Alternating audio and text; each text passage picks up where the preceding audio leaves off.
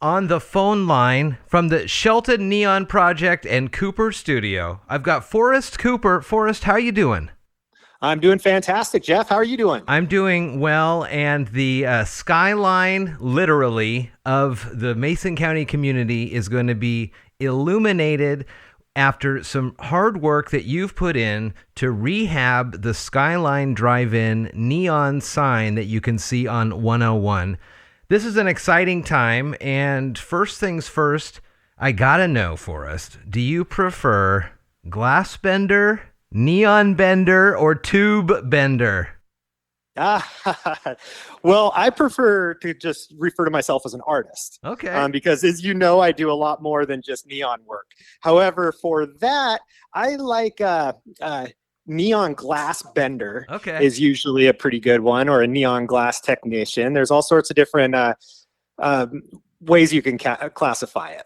In a regular neon shop, you're going to have a couple different positions where you'd have maybe a processor, somebody who's going to actually process the tubes and fill them with gas, versus the bender who's going to actually heat, bend, and blow the glass. When was the first time you started getting involved in neon? This isn't your first project to help lighten up Shelton, but when was the first time you started dabbling in this? It was actually while I was in college, getting my degree in visual communications with a fine art major. Back in 1999, I interned with a gentleman in Port Orchard by the name of Chuck Hamling, who had a business called Anything Neon.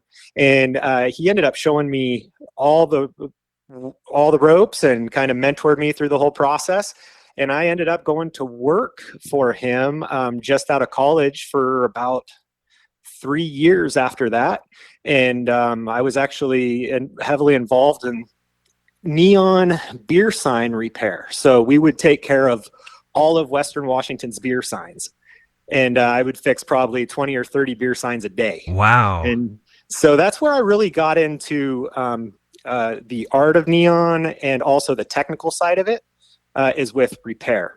There's a photo of you on the Shelton Neon Project's Facebook page in the midst of bending some of this glass. How thick is the glass that you use to create these signs, and how do you scope out what the lettering will eventually look like?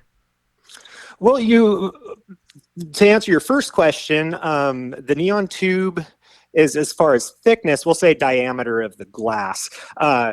We work primarily with 10 millimeter, 12 millimeter, and 15 millimeter. 15 millimeter glass is the big stuff, and that's what was used on the Skyline sign, is all 15 mil. And what's really wild about that is I have been out of the business for 18 years, was the last time I had actually blown glass, and I ended up doing glass for the Skyline. And I ended up using, everything had changed since I had been doing it. The glass now is lead free and works a completely different way than the leaded crystal glass that I was familiar working with. And so the glass typically falls within those three categories. And the larger the glass, it's actually a little bit dimmer, the light is. But it's a lower resistance, so you can actually have more glass using less power, and it's a little bit more durable too. So what was the second part of your question there? Gosh, I don't remember, because I was just so fascinated by listening to that answer about the size of the different glass. So I'll go to another question then. How do you get the different colors that show up for the different projects? Yeah, that's probably one of the most interesting aspects of this whole process. So your glass is one factor, and the gas is another factor. So there are two major gases, they're called noble gases, that are used in the production of a neon sign. One is neon, which glows red, and the other is argon with a drop of mercury in it that glows a pale blue. And those are the two gases that are widely used. Then you have the glass. If you were to put both of those gases, independently in a clear neon tube, it would light up either red or blue. Now, if you take a tube that has a phosphorus coating in it, a powder coating that's of a certain color, it'll glow that color. So, for instance, you can have a yellow glass that might be a clear glass with a yellow phosphorus coating in it that you put argon in, and it will actually glow yellow. Now, if you were to take a blue glass, let's say, and fill it with argon and mercury, it would glow blue. But if you took that same blue glass and you filled it with neon, it would glow pink. And so an example of that is on the Angle building sign down here, downtown Shelton, on just down a couple doors down from our studio. And that one, actually, that entire sign is blue glass, but the lettering lights up pink. Isn't that amazing? Wow. That's super cool. You mentioned that sign there in downtown Shelton. Where else can people see some of the work that you've done over the years in Shelton? Or beyond? Well, the first, of course, there's on the front of our studio, the Cooper Studios. We have a neon sign that I designed and made back in 2010. So it was a couple years after we opened. And that one I actually did not do the glass work for. I designed the sign, built the sign. I had my old boss, Chuck, do the glass work on it. And then I had the wiring done by a company in Tacoma called EconoSign. Because although I have the knowledge and the ability to do the wiring, whenever you put a sign up on the exterior of the building, it has to meet certain requirements according to the UL, the Underwriter Laboratories standards. And so they have to be done by a shop that has those credentials. So if you look around downtown, we have a couple signs still up. Back in 2011, we started the Shelton Neon Project, which is a volunteer group. We restored several signs downtown fully from the can up. So we stripped them all the way down, then painted everything, hand lettered it in place. I actually did all the lettering work myself for those, then had a couple specialists come in to do the wiring, and then had the glass work repaired by my old boss. So to answer that question, the Shelton Inn still has a functional neon sign that is historic. In fact, that one we're very proud of because we saved it. It was a non-conforming sign that actually was supposed to be removed when the building changed ownership. However, a gentleman at the city building department at that time, about 5 years earlier, when it was supposed to come down, said, "Hey, wait, there's nothing wrong with that. It just doesn't fit a current code, but I think it has historic value to the community." He didn't know that 5 years later we'd come along and restore it. Yeah. So I give a big shout out to Eric Burke for saving that sign and keeping it from the dumpster. There was actually a dumpster there to take it away. Another one that you'll see up, which actually belongs to a business that's no longer there, but it pays tribute to it, is Stewart Realty. That's over off of by the Wilson Flowers and Gifts.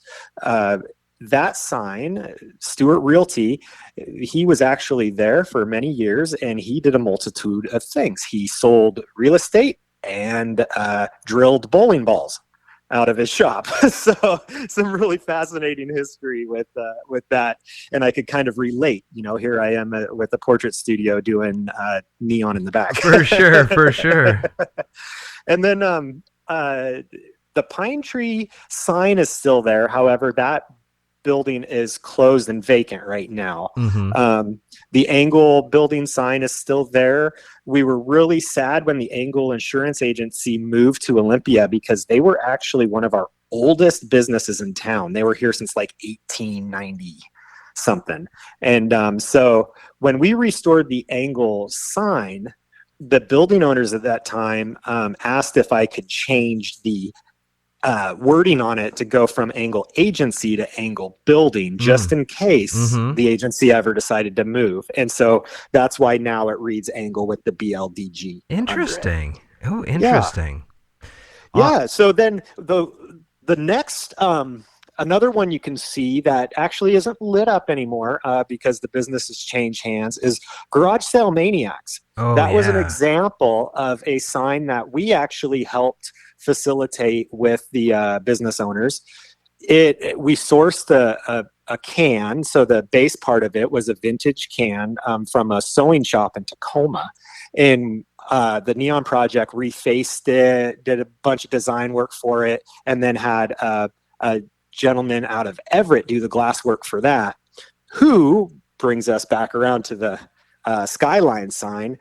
He was in line to do all the glass work and had some major health issues and could no longer do it.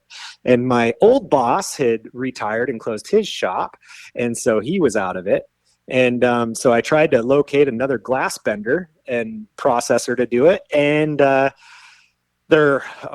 it's very hard to find them anymore. I bet. And so that's where I asked my old boss. I said, "Hey, Chuck, you still got your equipment?" He's like, "Yeah, I got it. It's all in storage, you know." And he said, "Why don't you take all this equipment? I'll loan it to you and see if you could build something, put it all back together, get it working, and then you can do the work on the drive-in sign." And I was like, first off, I was like, "Oh, that's awesome." And then I was like, "Oh man, that's a lot of work." So I actually completely put all the equipment together and fabricated a full working neon glass blowing and processing plant that's portable, a portable system that I'm able to just roll into the back of the shop.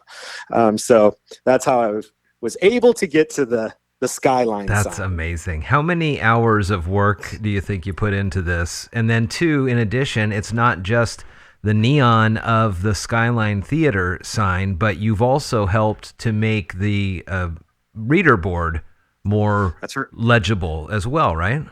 That's right. Yep. We started, so shortly after the Neon Project was formed in 2011, we started eyeballing the Skyline sign. Mm-hmm. So I, of course, knew it was there. I grew up here, and I don't remember ever seeing it lit. There was one time I think I saw the star lit at a really weird time of year. But we had that one on our radar, and it wasn't till about a year after we started actually pursuing it. And I was working with Kathy Beamer over at the Shelton Cinemas. She was manager of the cinemas, and I believe at the drive-in at the time too. But we started going through the process of figuring out how and if we could actually do a restoration on that. It is all of our time and effort is volunteer. I don't charge a big amount to do all that work and everything that goes into it. So we start looking at it going, how can we do this? It took a total of 9 years to get through all of the hoops and hurdles. Wow. And that sign out there it was a puzzle to me that turned into a challenge that just became this kind of obsession with how can we make this happen. And in the middle of it, back in 2017, unfortunately, Kathy passed away. Mm-hmm. And it gave me even more drive to want to finish that. And it saddens me that she wouldn't get to see it lit, but it also made me more determined to make this happen for the family, her friends and close family that own the drive-in and the cinema. I wanted to do something to help bring her light back into their life. So there's some really big challenges that with that sign, the big one being its proximity to the power lines. Mm-hmm. So over the years, things get moved around and roads get widened and power poles get replaced and things tend to just move about here and there. Well, over time, somehow that sign got perched in between the power lines. So there are power lines above it that fed all of Lynch Road. So they're high voltage lines. And then underneath it were communication lines, telephone, cable TV, all that stuff. And so it took a lot of work. It's also right on the property line, so it's non-conforming in the county, and it's off a state highway. Sure. So there were all these hurdles that we said, how can we work within this and make this work? And I got to say, every person I talked to at any of the agencies, whether it was the Mason County Building Department or PUD 3, every one of them said the same thing. That's going to be so cool when it's lit. Now, how can we get it done? Sure. And over the years, I think I've had 3 different times where it was scheduled to come down, and at the last minute, something came up that prevented us from removing it. So the PUD has been wonderful, and they actually took care of all of the challenges we had out there with the power lines. They pulled some slack on them. They put in alley arms to move the lines actually out away from the sign. The communications companies, CenturyLink and Xfinity, they came out and moved their power line or their communication lines away from the sign on alley arms, and did everything they could to see that we could actually repair that sign. So it was more than just the effort of the Neon Project and the drive-in. We also had the other entities in the community excited to see it brought back to life. It's so amazing that in Mason County we have 2 drive-ins. There's only a handful in the state, across the country, really. And tonight there's going to be a great opportunity to see this thing. What's the size of it? It's very hard to determine how big this is when you're driving past it. How tall is it, or wide is it? The sign itself, it's really interesting. It's my daughter, she kept saying, "Dad, it looks so much smaller when it's up there than it does in our studio." Yeah. When I was doing all the work on it. And I said, of course. It's about, I want to say it's 10 feet wide. Okay. And it's about 8 feet to the tip of the star, or 9 feet, somewhere in those range. But it's a good size, and it's a decent size for what it is. What's interesting is a lot of signs back in the era that one was built, which was around 1965. Sign cans were built by sheet metal guys. So guys who make your heating ducts for your houses and everything, and your range hoods and all that. They would actually make the neon cans, and then the neon artists would add the glass to them. And in that era, they would build signs that were 10 feet. They would extend out over a sidewalk by 10 feet, and then were just held up with guide wires that would keep them in place and keep them from swaying in the wind.